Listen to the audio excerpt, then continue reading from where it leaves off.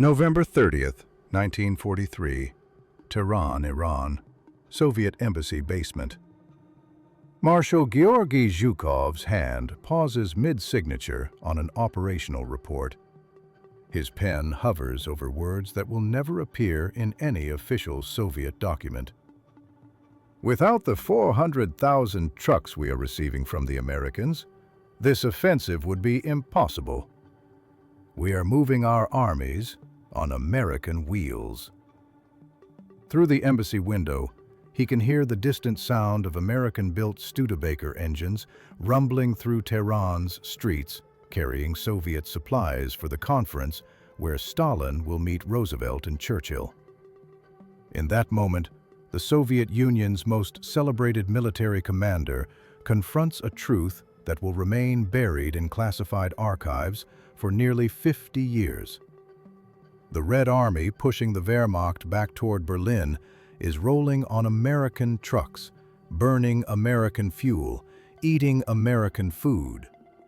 Without this aid, as Stalin himself will admit in a private toast just hours later, the Soviet Union would have lost the war. 427,000 American trucks and jeeps will cross treacherous Arctic convoys, the Persian Corridor, and the Pacific route into Soviet hands. More vehicles than the Soviet Union will produce during the entire war. More trucks than most nations possess in total. These machines will transform the Red Army from a force that moves at the speed of marching men and horses into a mechanized avalanche capable of sustaining operations across thousand-mile fronts. What none of the Soviet officers present that day in Tehran could imagine is that their private admissions about American aid are being carefully recorded. Not just by American stenographers, but by their own NKVD agents, creating a secret record that will contradict decades of Soviet propaganda about the Great Patriotic War. The truth about Soviet transportation begins with disaster. On June 22, 1941, when 3.8 million Axis soldiers crash across the Soviet frontier in Operation Barbarossa, they find a Red Army woefully unprepared for mechanized warfare. The Soviet truck fleet, numbering approximately 700,000 vehicles, consists primarily of the GAZ-AA, a licensed copy of the 1930 Ford Model A, and the ZIS-5, based on 1920s American designs. Within 6 months, 40% of this fleet lies destroyed or captured. The numbers tell a story of industrial inadequacy that Soviet propaganda will spend decades trying to hide.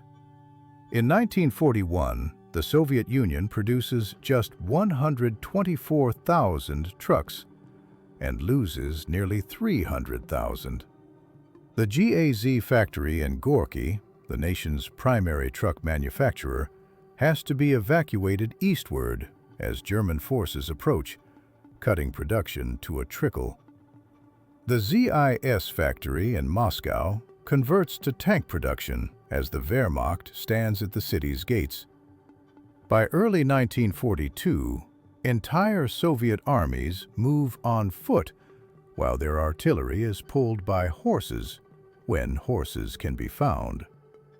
The Second Shock Army, trapped in the Volkhov Pocket, loses 95% of its transport attempting to break out. Soldiers carry shells on their backs for guns they can no longer move. This is the Red Army that American aid will transform, though it will take Soviet leaders 40 years to publicly acknowledge the transformation. The Wehrmacht's mechanized spearheads have demonstrated what modern warfare requires: mobility, speed, and reliable logistics. Soviet forces, despite their numerical superiority in many categories, find themselves outmaneuvered and encircled repeatedly because they cannot match German mobility. Infantry divisions that should be motorized march on foot. Artillery batteries that need prime movers rely on horses that die by the thousands in the Russian winter. October 1st, 1941. Arkhangelsk Port, Soviet Arctic. The British convoy PQ-1 discharges its cargo in the frozen darkness of the Arctic autumn. 20 American trucks, the very first of what will become a flood, roll onto Soviet soil.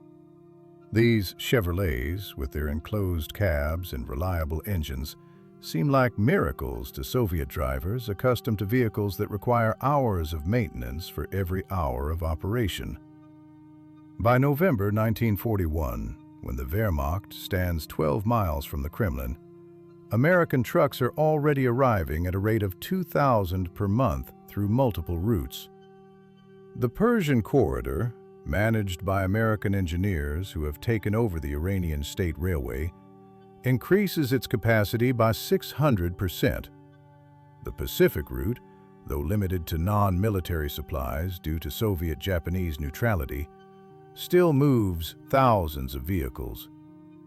The dangerous Arctic convoys, despite heavy losses to U-boat and Luftwaffe attacks, continue to deliver precious cargo.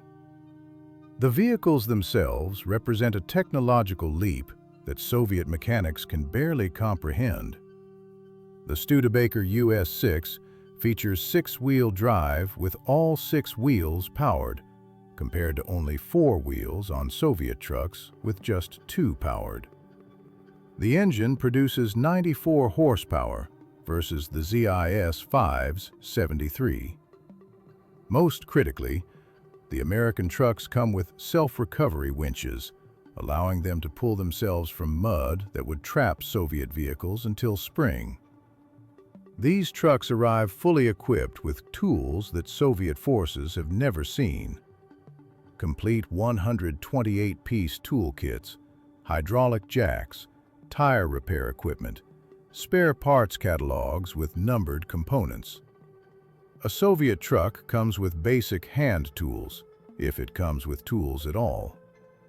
The Americans have thought of everything: cold weather starting equipment, cabin heaters that actually work, sealed electrical systems that do not short in wet conditions. The Tehran Conference of November 28th to December 1st, 1943, produces one of the most extraordinary admissions in Soviet history, though it will remain classified in American archives until 1961 and unpublished in the Soviet Union until 1989. During a private dinner on November 30th, with only Roosevelt, Churchill, and their closest advisors present, Stalin rises for a toast that directly contradicts everything Soviet propaganda will claim for the next half-century. According to Charles Bolin, Roosevelt's interpreter, Stalin declares, "I want to tell you what, from the Russian point of view, the President and the United States have done for victory in this war. The most important things in this war are the machines. The United States has proven it can turn out from 8,000 to 10,000 airplanes per month. Russia can only turn out at most 3,000 airplanes a month. The United States, therefore, is a country of machines. Without the machines we received through Lend-Lease, we would have lost the war." General Alan Brooke, Chief of the Imperial General Staff, records in his diary that Stalin specifically emphasizes trucks during the technical discussions that follow. The Soviet leader states that the American Studebakers are the best trucks in the world for our conditions and calls them the foundation of Soviet mobility. Yet just 3 years later, in 1946, Stalin will publicly declare that Lend-Lease has been merely supplementary and represents only about 10% of Soviet production. This lie will become Soviet orthodoxy, enforced by censors and historians who know the truth, but value their careers and lives more than historical accuracy. The Tehran Conference records also reveal other crucial admissions. Marshal Clement Voroshilov tells American logistics officers, "Your trucks are winning the war for us. One American truck is worth 10 light tanks to us." This from a military leader who publicly credits only Soviet industry with victory. To understand why American trucks prove so decisive, one must grasp the arithmetic of Soviet logistics. A single Soviet rifle division in attack requires 450 tons of supplies daily: ammunition, food, fuel, medical supplies. In defense, it needs 300 tons. A tank corps requires 1,000 tons. Moving these supplies from railheads to front lines across the Soviet Union's primitive road network requires trucks. Major General Andrei Krylyov, chief of Soviet military logistics, compiles statistics in 1943 that remain classified until 1991. His report reveals stark mathematics. The Red Army requires a minimum of 450,000 trucks for offensive operations. Soviet production from January to September 1943 totals just 49,000 vehicles. American deliveries in the same period, 94,000 vehicles. Without American vehicles, Soviet forces cannot operate beyond 50 kilometers from rail lines. The qualitative difference matters as much as quantity. Soviet trucks, primarily the ZIS-5 and GAZ AAA, have cargo capacities of 2.5 to 3 tons, but rarely carry more than 1.5 tons on front roads without breaking down. American Studebaker US-6s, rated at 2.5 tons, routinely carry 5 tons on good roads and 3 tons cross-country. Their mean time between failures is 10,000 kilometers, compared to 2,000 for Soviet trucks. The mechanical superiority extends beyond reliability. American trucks feature innovations Soviet designers have not imagined: air brakes that work in any weather, aluminum pistons that reduce engine weight, oil filters that actually filter, thermostats that maintain optimal engine temperature. Soviet trucks have mechanical brakes that fail when wet, cast iron pistons, settling tanks that rarely work, engines that run too cold in winter and overheat in summer. While Arctic convoys capture public imagination with their desperate battles against U-boats, the Persian corridor quietly becomes the primary route for American trucks reaching Soviet forces.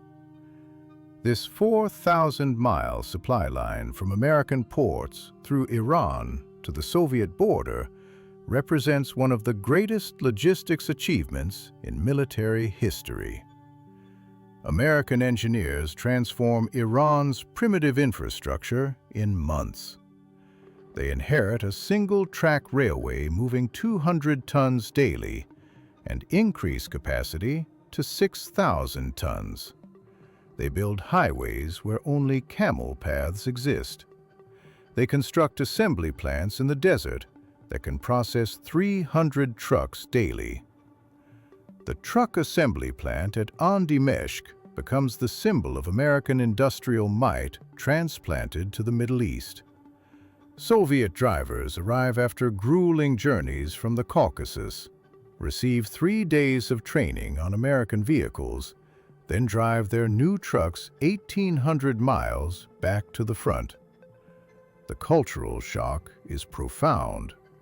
Soviet soldiers, accustomed to vehicles requiring constant repair, suddenly command machines that simply work. By mid-1943, the Persian corridor is delivering thousands of trucks monthly. The port of Khorramshahr, which handled 50,000 tons annually before the war, processes 250,000 tons per month. American efficiency stuns Soviet liaison officers who report to Moscow about dock operations that unload ships in 48 hours, tasks that take Soviet ports 2 weeks. The marriage of American trucks to Soviet rocket artillery creates one of the most feared weapons of World War II. The BM-13 Katyusha rocket launcher has originally been mounted on ZIS-6 trucks, but production of this vehicle ceases in late 1941. The handful of rail-mounted and towed versions prove nearly useless in mobile warfare. The Studebaker US-6 changes everything. Its reinforced chassis can handle the violent recoil of a full rocket salvo. Its 6-wheel drive allows it to fire and relocate before German counterfire arrives. The cross-country performance of the Studebaker is so superior that it becomes the standardized mount in 1943, designated BM-13N, normalized or standardized. More than 1,800 of these standardized Studebaker-mounted systems are manufactured by war's end. Guards formations equipped with Studebaker-mounted Katyushas achieve survival rates 400% higher than those using Soviet vehicles. The ability to shoot and scoot, fire a salvo, and relocate within 3 minutes depends entirely on reliable vehicles. Soviet trucks, when they work at all, need 15 minutes for the same evolution. The psychological impact matches the physical destruction. German soldiers call them Stalin's organs, but note they ride on American trucks. The standardization on American chassis revolutionizes Soviet rocket artillery logistics. One manual, one set of parts, one type of training, instead of the improvisation that characterizes earlier efforts. Analyzing production statistics reveals the mathematical impossibility of Soviet victory without American trucks. Soviet vehicle production during the war totals approximately 205,000 units. 1941, 46,000 vehicles from June 22nd. 1942, 32,000 vehicles. 1943, 41,000 vehicles. 1944, 57,000 vehicles. 1945, 27,000 vehicles through May. Total wartime Soviet truck production reaches approximately 205,000 units, less than half the American contribution of 427,000 vehicles. Against this, losses are catastrophic. Merely 300,000 vehicles in 1941 alone, with continued losses throughout the war totaling over 500,000 vehicles. Without American deliveries, the Soviet vehicle park would have shrunk to nothing by mid-1942. Every Soviet offensive after Stalingrad depends on American wheels. By 1945, American-built vehicles comprise 33% of the Red Army's total vehicle fleet, but represent 70% of its actual transport capacity, due to their superior carrying capacity and reliability.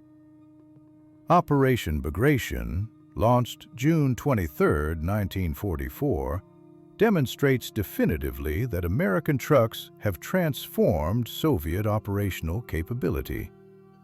This massive offensive, which destroys German Army Group Center and inflicts 450,000 casualties, would be impossible without American vehicles.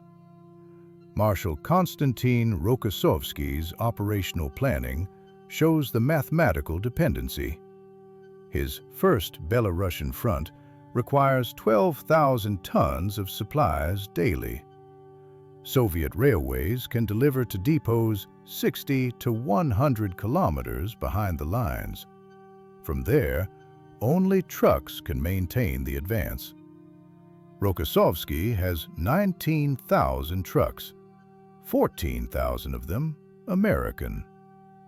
The speed of advance, 450 kilometers in 5 weeks, overwhelms German planning, which assumes Soviet forces will need operational pauses every 100 to 150 kilometers to rebuild logistics. Wehrmacht intelligence has calculated Soviet offensive capability based on Soviet truck production, not knowing that American vehicles have tripled Red Army transport capacity. During Bagration's 5 weeks, American trucks in Soviet service carry 400,000 tons of ammunition, 300,000 tons of food, and evacuate 250,000 wounded. They consume 67,000 tons of fuel, itself delivered largely by other American trucks. Soviet truck production for the entire year of 1944 could not have sustained the offensive for 1 week. Marshal Georgy Zhukov, the Soviet Union's most celebrated commander, leaves 3 separate testimonies about American aid that remain hidden until the Soviet collapse. Each adds details that demolish the myth of Soviet self-sufficiency. The first emerges from KGB surveillance transcripts. In 1963, during a private conversation at his dacha, unaware of hidden microphones, Zhukov states, "People say the Allies did not help us, but it cannot be denied that the Americans sent us material, without which we could not have formed our reserves or continued the war. Without American trucks, we would not have had anything to pull our artillery with." The second testimony comes in interviews with writer Konstantin Simonov between 1965 and 1966. Tape recordings that remain suppressed until 1990. Zhukov is explicit. "Without American studs, we could have dragged our artillery nowhere. To a considerable degree, they provided our front transport." The third account appears in Zhukov's unpublished manuscript, seized in 1969 and locked in archives until 1992. Analyzing the Battle of Berlin, Zhukov writes about the critical importance of American trucks in delivering 2.2 million artillery shells in 2 weeks, possible only with American vehicles making continuous supply runs. Nikita Khrushchev's secretly recorded memoirs, smuggled to the West in 1970, contain perhaps the most comprehensive admission about Soviet dependence on American aid. His testimony is authenticated through voice analysis and corroborated by other sources after the Soviet collapse. I would like to express my candid opinion about Stalin's views on whether the Red Army and the Soviet Union could have coped with Nazi Germany and survived the war without aid from the United States and Britain, Khrushchev states. He states bluntly that if the United States had not helped us, we would not have won the war. If we had had to fight Nazi Germany one-on-one, we could not have stood up against Germany's pressure, and we would have lost the war. Khrushchev specifically addresses trucks. No one talks about this officially, and Stalin never, I think, left any written traces of his opinion. But I can say that he expressed this view several times in conversations with me. Our losses would have been colossal, because we would have had no maneuverability. This same Khrushchev, as Soviet premier, would publicly declare that the Soviet Union accomplished victory with its own resources, a contradiction that epitomizes Soviet schizophrenia about American aid. The systematic suppression of Lend-Lease acknowledgement begins even before the war ends. In February 1945, the State Defense Committee issues Secret Order No. 7572. All photographs of foreign equipment to be censored from publication. Soviet industry alone must be credited with victory. This initiates a 40-year campaign to erase American trucks from Soviet war memory. Photo sensors paint over American vehicles, replacing them with Soviet equipment. Films showing American trucks are edited or destroyed. Veterans' memoirs are censored to remove foreign aid references. The suppression extends to statistics.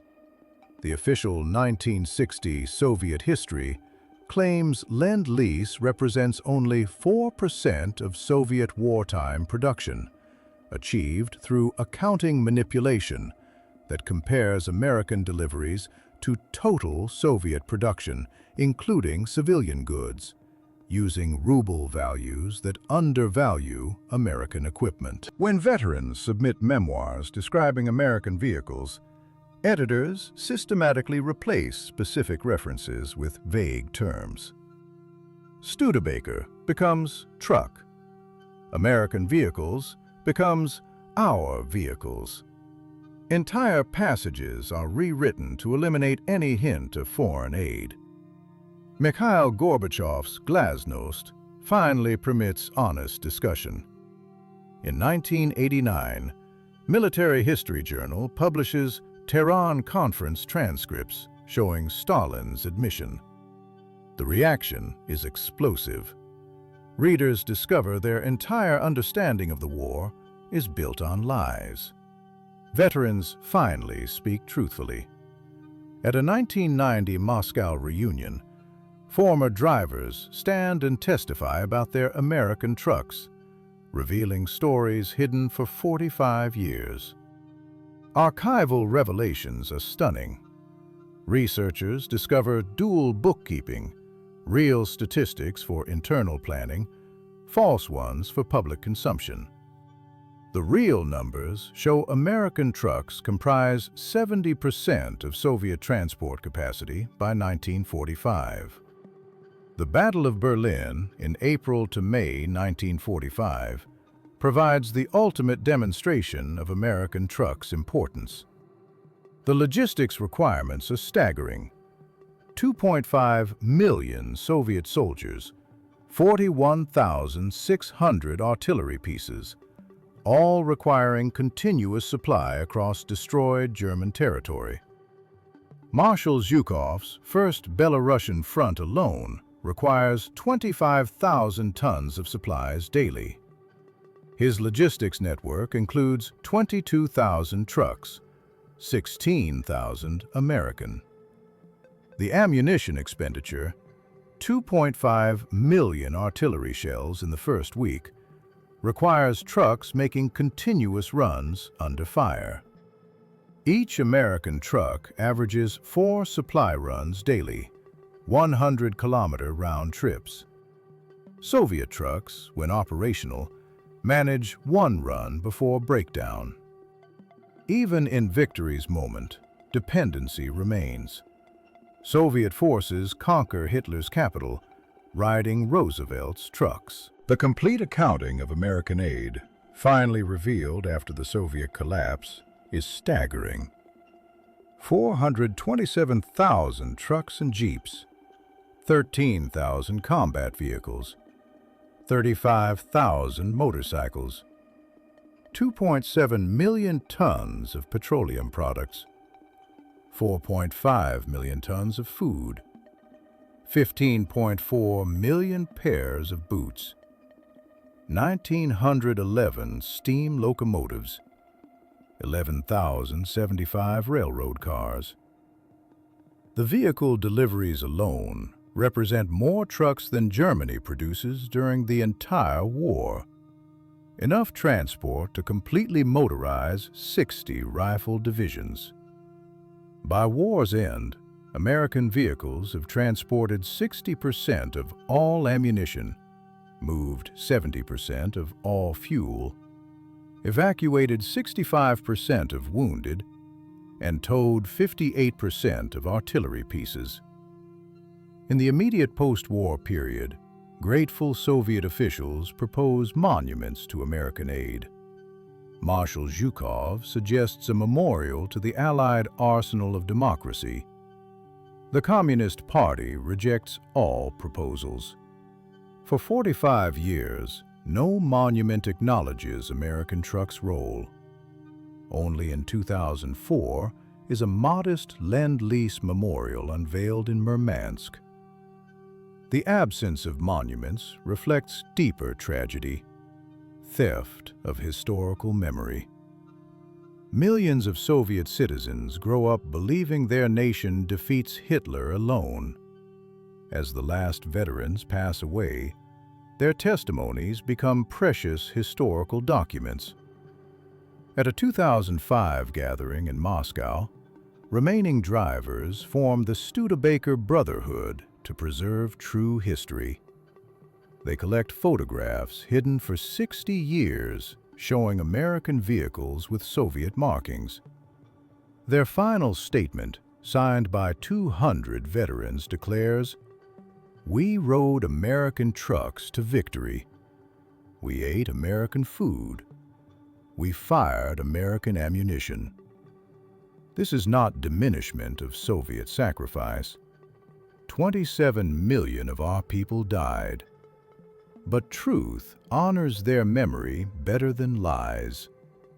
American trucks helped save our motherland. Today, as Russia again revises World War II history for political purposes, the Lend-Lease story carries renewed relevance.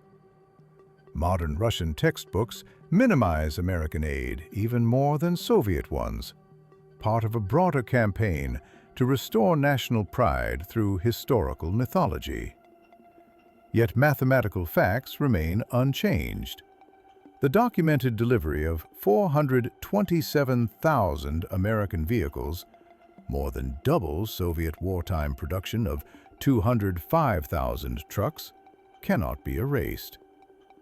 The testimony of Stalin, Khrushchev, and Zhukov, preserved in multiple archives, cannot be denied.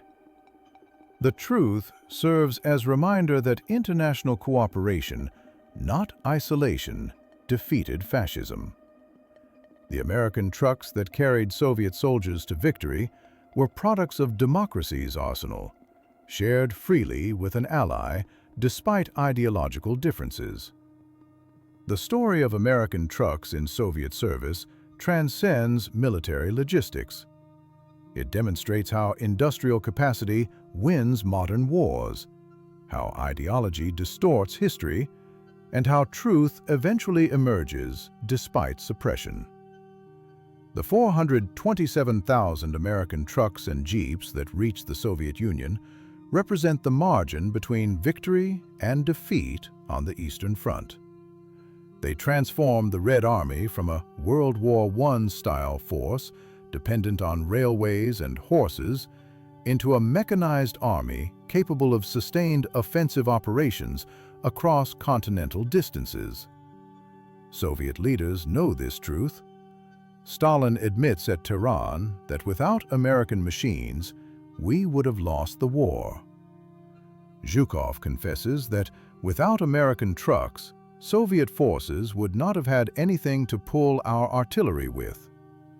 Khrushchev acknowledges that without American aid, the Soviet Union could not have withstood German pressure. Yet for 45 years, the Soviet Union maintains a false narrative. Photos are doctored, memoirs censored, statistics falsified. The Communist Party steals from its people the true history of their victory, replacing it with mythology that serves political purposes but dishonors historical truth. Only with glasnost does the full truth emerge from archives, recordings, and testimonies. The evidence proves overwhelmingly that American trucks do not just assist the Soviet war effort, they enable it. The Studebakers that Soviet soldiers call Zakhodniks, go-anywhere vehicles, are as essential to victory as the T-34 tanks celebrated in every memorial. The suppression and eventual revelation of this truth carries lessons beyond military history. It demonstrates how authoritarian regimes manipulate memory, how political necessities override accuracy, and how truth ultimately emerges despite official suppression. Today, the mathematical fact remains. Soviet forces ride to victory in Berlin on American trucks. The arsenal of democracy defeats the Wehrmacht not just with weapons, but with wheels. 427,000 of them crossing oceans and continents to carry the Red Army to victory. The American trucks that transform the Red Army represent more than machines. They symbolize how industrial democracy's productive capacity, shared freely, even with ideological opponents, proves decisive in humanity's struggle against fascism. The Soviet generals who admit they would have lost without American trucks speak a truth that transcends politics.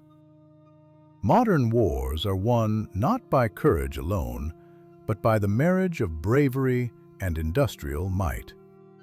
In the end, the sturdy Studebakers that survived decades in Soviet service outlast the lies told about them. The veterans know. The documents prove. History records. Without American trucks, there would have been no Soviet victory. The wheels of the arsenal of democracy carry not just supplies, but the hopes of nations to triumph over tyranny. The final irony is that American generosity creates the very Soviet power that will spend 45 years denying American contribution. Yet truth, like those reliable American engines, endures beyond political manipulation. Soviet generals were right. They would have lost without 400,000 American trucks.